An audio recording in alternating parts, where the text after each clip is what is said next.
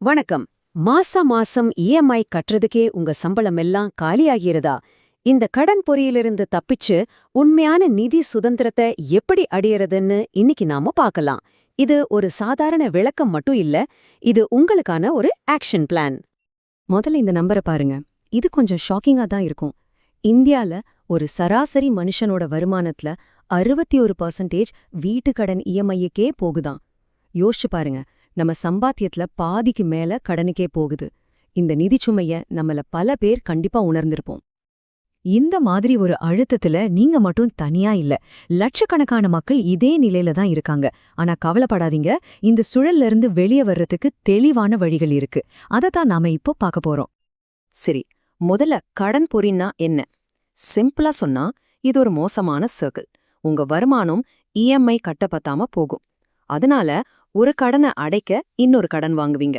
இது உங்களை இன்னும் ஆழமா கடனுக்குள்ள தள்ளிடும். கிரெடிட் கார்டுல வர்ற மினிமம் டியூ மட்டும் கட்டுறதுக்கே அது ஒரு பெரிய சைக்கலாஜிக்கல் ட்ராப். ஏன் தெரியுமா? அப்படி கட்டும்போது பாக்கி தொகைக்கு 36%லிருந்து 48% வரைக்கும் கூட்டு வட்டி சேரும். உங்கள கடன்லயே வச்சிருக்கிறதுக்காகவே டிசைன் பண்ண ஒரு தந்திரம் இது. சரி, வாங்க முதல் பகுதிக்குள்ள போலாம். ஒரு போருக்கு போறதுக்கு முன்னாடி போர்க்களம் எப்படி இருக்குன்னு தெரிஞ்சுக்கணும் இல்லையா? அதே மாதிரி தான் கடனை ஜெயிக்கிறதுக்கு முன்னாடி உங்க நிதி நிலைமைய முழுசா புரிஞ்சுக்கணும். முதல்ல இந்த 3 விஷயத்த கண்டிப்பா செஞ்சாகணும். உங்க கிரெடிட் ஸ்கோரை செக் பண்ணுங்க. பேங்க் கூட பேச போறப்போ இதுதான் உங்க கையில இருக்கிற முக்கியமான ஆயுதம். அடுத்து உங்க எல்லா கடனையும் அதோட வட்டி விகிதத்தோட ஒரு லிஸ்ட் போடுங்க. அப்போதான் எதிரி யாருன்னு சரியா தெரியும். கடைசியா உங்க இஎம்ஐ டு இன்கம் ரேஷியோவை கணக்கு போடுங்க. இது உங்க நிதி ஆரோக்கியத்தோட ரிப்போர்ட் கார்டு மாதிரி. இப்போ இந்த டேபிள பாருங்க. இது உங்க நிதி நிலைமைக்கு ஒரு கண்ணாடி மாதிரி. உங்க வருமானத்துல 30% இஎம்ஐக்கு போச்சுன்னா உங்களால மாசம் ஒரு தொகையை சேமிக்க முடியும். அதுவே 60% போச்சுன்னா சேமிப்பு 0. அதாவது எந்த ஒரு அவசரத்துக்கும் நீங்க தயாரா இல்லைன்னு அர்த்தம். உங்க இலக்கு எப்பவுமே 40%க்கு கீழே இருக்கணும். சரி, இப்போ கடனை அடைக்கிறதுக்கான 2 முக்கியமான சீன்லேகங்களை பார்க்கலாம். ஒன்னு பணிப்பந்து முறை, இன்னொன்னு பணிச்சரிவு முறை. இதுல எது உங்களுக்கு செட் ஆகும் நீங்களே முடிவு பண்ணலாம்.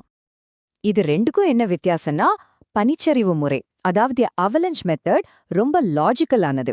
கணக்கு பார்த்து அதிக வட்டி இருக்கிற கடனை முதல்ல அடிச்சு தூக்கும். இதுல உங்க பணம் நிறைய மிச்சமாகும். ஆனா பனிப்பந்து முறை, அதாவது ஸ்னோபால் மெத்தட், கொஞ்சம் எமோஷனலானது.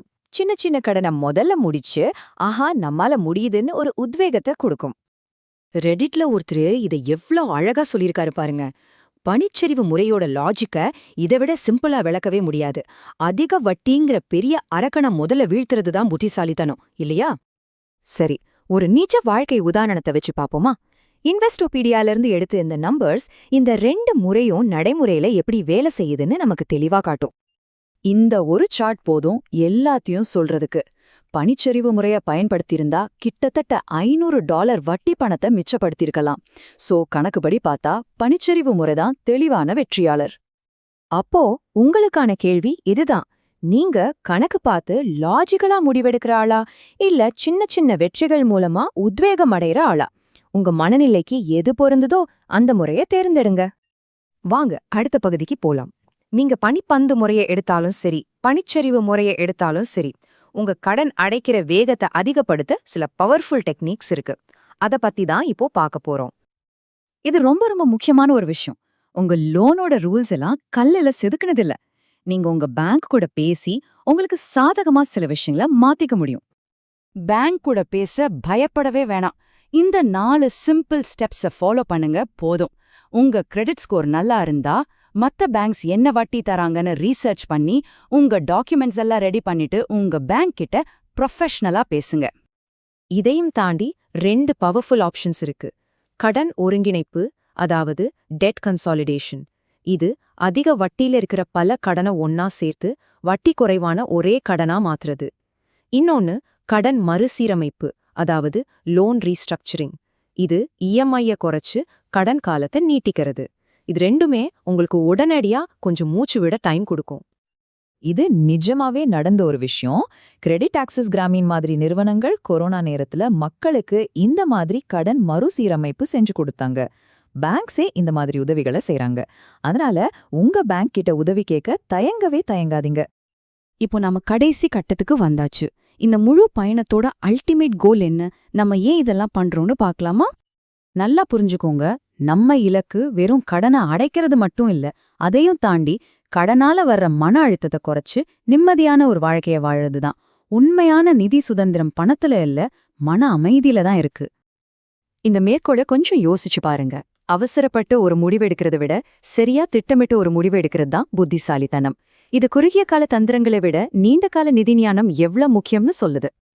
கடைசியா எல்லாத்துக்கும் மேல ரொம்ப முக்கியமான விஷயம் என்னன்னா, சரியான திட்டத்துக்காக காத்துட்டு இருக்காதீங்க.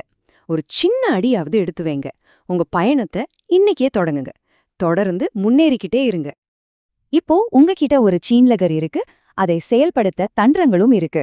இந்த கேள்வியோட நான் உங்களை விட்டு போறேன். உங்களுடைய முதல் ஸ்டெப் என்னவா இருக்க போகுது? உங்க நிதி சுதந்திரத்துக்கான பயணத்தை இப்பவே தொடங்குங்க.